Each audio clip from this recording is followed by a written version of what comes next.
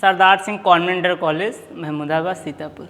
बच्चों, आज मैं कक्षा 6, 7, 8 यानी जूनियर वर्ग में हिंदी व्याकरण पाठ संख्या 2 वर्ण विचार के बारे में पढ़ेंगे। जैसा कि मैंने पहले वीडियो में पढ़ा था, भाषा की परिभाषा, भाषा के रूप, भाषा के अंग, व्यंजन, व्यंजन के रूप, इन आदि के बारे में हमने पढ़ा था। आज उसी क्रम में हम वर्ण के बारे में भी पढ़ेंगे, जो कि हमारा दूसरा चैप्टर है, पाठ संख्या 2 है। तो आइए हम पढ़ते हैं। जैसा कि वर्ण भाषा की सबसे छोटी इकाई है, वर्ण भाषा की सबसे छोटी इकाई है और इसको हम विगत कई कक्षाओं में पढ़ते हुए आ भी रहे हैं। तो हम पढ़ेंगे कि वर्ण भाषा की वह सबसे छोटी इकाई है जिसके और अधिक टुकड़े नहीं किए जा सकते हैं। वर्ण भाषा की वह सबसे छोटी इकाई है जिसके और अधिक टुकड़े नहीं किए जा सकते हैं, उसे हम वर्ण कहते हैं। उसी क्रम को लेकर के यहाँ पर परिभाषा लिखी गई है। वह छोटी से छोटी ध्वनि जिसके और टुकड़े ना हो सकें वर्ण कहलाती है। वह छोटी से छोटी ध्वनि जिसके और टुकड़े ना हो सके वर्ण कहलाती है। अब ये छोटी सी छोटी ध्वनि जिसके और अधिक टुकड़े ना हो सके वर्ण कहलाती है। जैसे अ, ख, फ, र आदि। जैसे अ, ख, फ, र आदि। अब इसी क्रम में परिभाषा आती है वर्णमाला की। इसी क्रम में परिभाषा जो है वो क्या आती है? वर्णमाला की।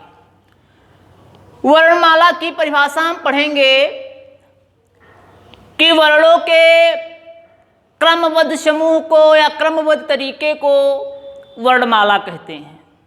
वर्णों के क्रमबद्ध समूह को या क्रमबद्ध तरीके को वर्णमाला कहते हैं। जैसा कि लिखा भी है कि वर्णों के व्यवस्थित समूह को वर्णमाला कहते हैं। वर्णों के व्यवस्थित समूह को वर्णमाला कहते हैं। हिंदी वर्णमाला में 48 वर्ण हैं। हिंदी वर्णमाला में 48 वर्ण हैं जिनको अक्षर कहा गया है। और जब दो अन्य भी हैं, अंगः और ढः, जब इन दोनों को मिला लिया जाता है तो इनकी संख्या 50 हो जाती है। जो दो अन्य अक्षर होते हैं अणः और ढः, जब इन दोनों को मिला लिया जाता है तो इन की संख्या कुल 50 हो जाती है। अब 50 संख्या जब इनकी हो जाती है तो ये बढ़ते भी हैं, स्वर भी होते हैं, व्यंजन भी होते हैं, अंतस्थ व्यंजन भी होते हैं, संयुक्त भी होते हैं, अयोगवाह भी होते हैं। कुल मिलाकर के जो ये 50 अक्षर हैं, ये व्यंजन भी बढ़ते हैं, स्वरों में बढ़ते हैं, अंतस्थ में भी बढ़ जाते हैं। तो स्वरों की संख्या जो होती है हिंदी वर्णमाला में वो 11 होती है। जो स्वरों की संख्या हिंदी वर्णमाला में होती है उनकी कुल संख्या 11 होती है। व्यंजन की 33 होती है। व्यंजन की 33 होती है और अयोगवाह अयोगवाह ध्वनियाँ भी, अयोगवाह वर्ण भी होते हैं, अयोग ध्वनियाँ। अन, अह जब हम पढ़ते हैं, पूरी वर्णमाला क्रम को पढ़ते हैं, उसकी सीरीज को पढ़ते हैं, तो हम पढ़ते हैं कि आ, ई, उ, ऋ, ए, आए, ओ, आओ, अन, अह। तो वही अयोगवाह ध्वनियाँ जो अंतिम में पड़ती अन, अह, वो अयोगवाह ध्वनियाँ हैं।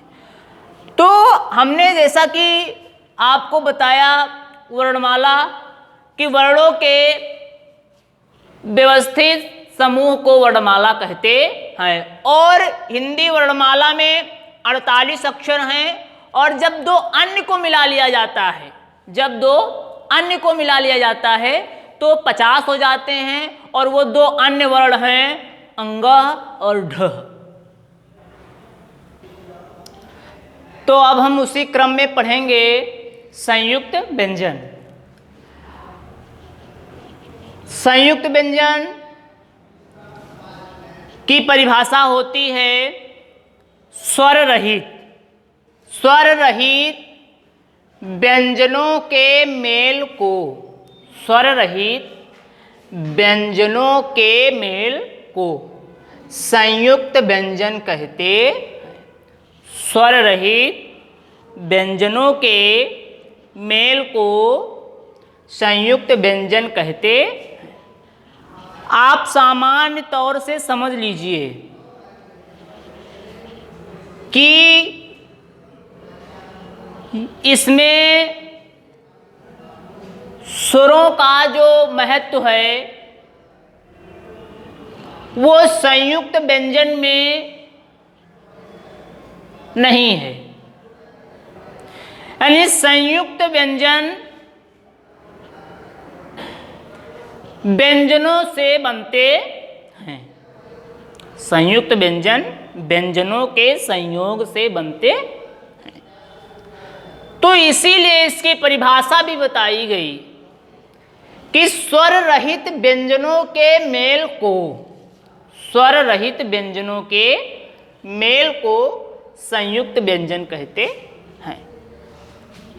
कि ये व्यंजन के संयोग से बने, व्यंजन के मेल से बने, इसलिए इसको संयुक्त व्यंजन कहा गया। इनकी संख्या 4 होती है। कितनी होती है? 4 होती है। लिखा भी है ये मुख्य रूप से 4 होते हैं, ये मुख्य रूप से 4 होते हैं। आइए हम पहला देखते हैं, छा। छा ये का प्लस शा से बना हुआ है, इसलिए छा। हम कक्षा, कक्षा,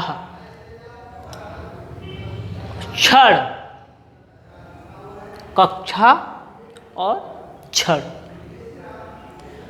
दूसरा आता है त्रा। ये ता प्लस रास के संयोग से, ता प्लस रा व्यंजनों के संयोग से बनते हैं, ये संयुक्त व्यंजन बनता है त्रा।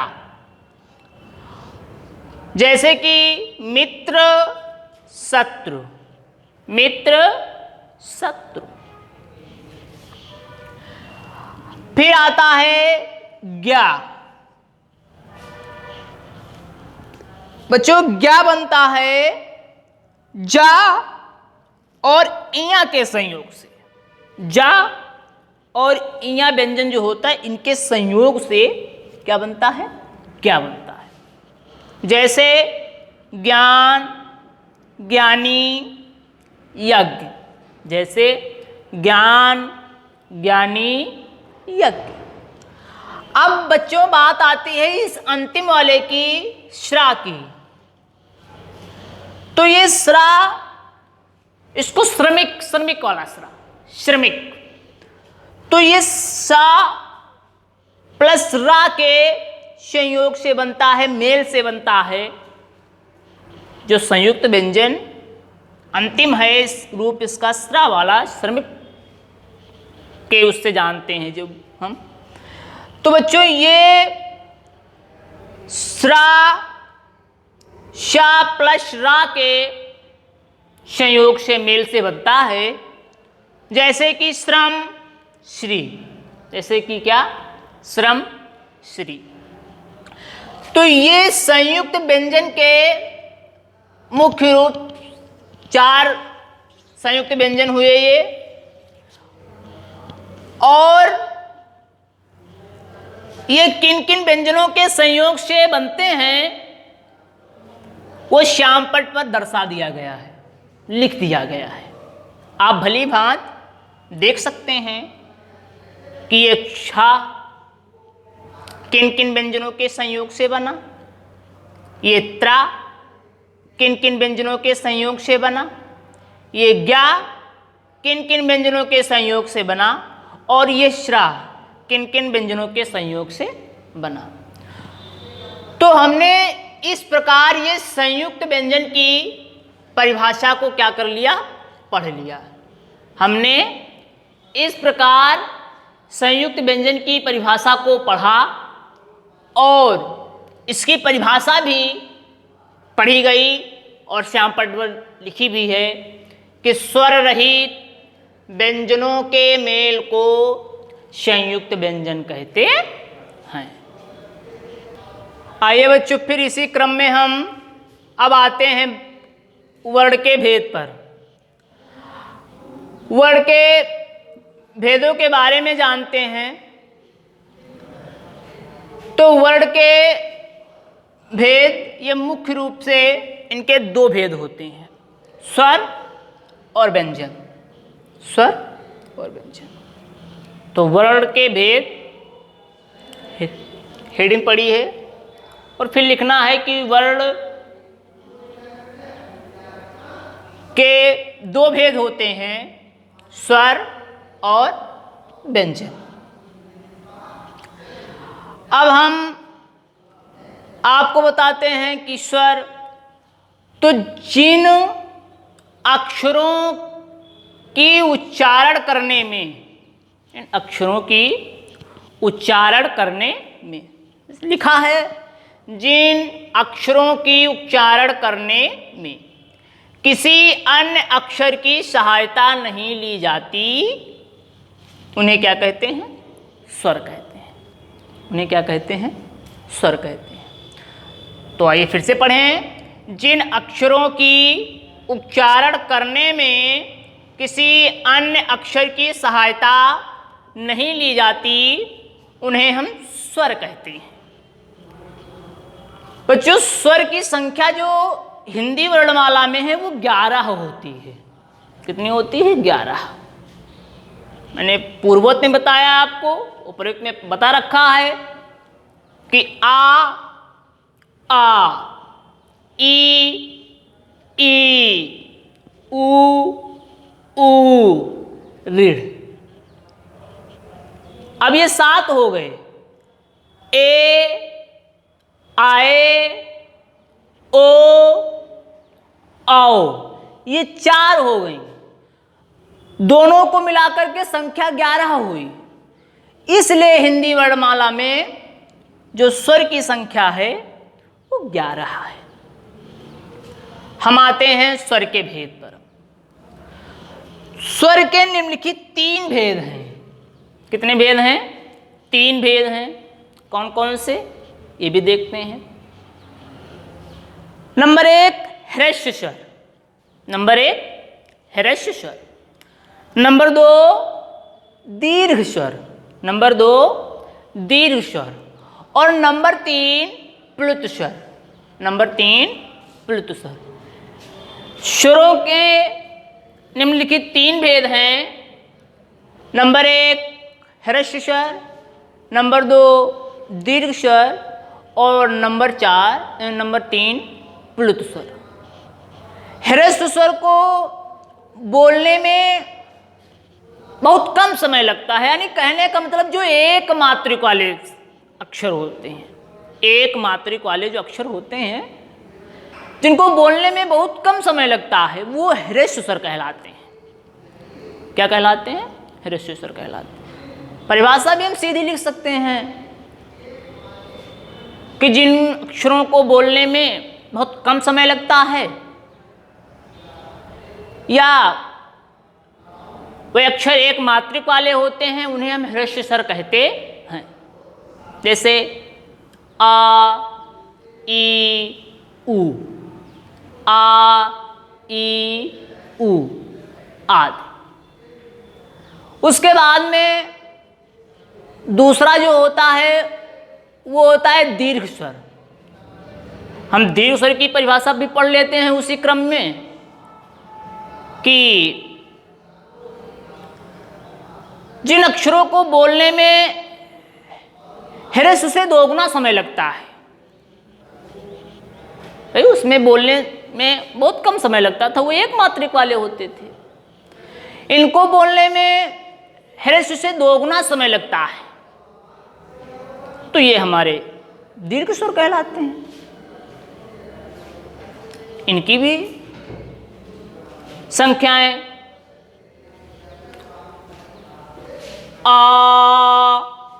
हमने बोला तो आपको लगा कि इसमें अधिक समय लगता है, ह्रस्व से दोगुना समय लगता है। ह्रस्व में बोलते आ, ई, उ।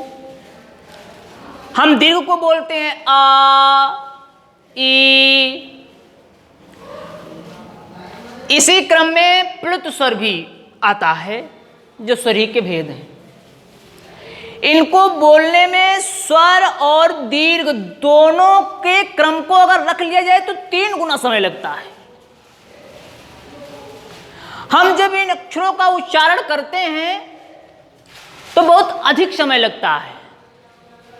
हम किसी मंत्र का उच्चारण जब करते हैं तो प्लुत स्वर के अंतर्गत आता है। हम किसी को जब दूर से बुलाते हैं, उसको आवाज देते हैं, तो ये प्लुत स्वर के अंतर्गत आता है। तो इस प्रकार हमने आपको मौखिक रूप से तीनों के भेदों के बारे में बताया।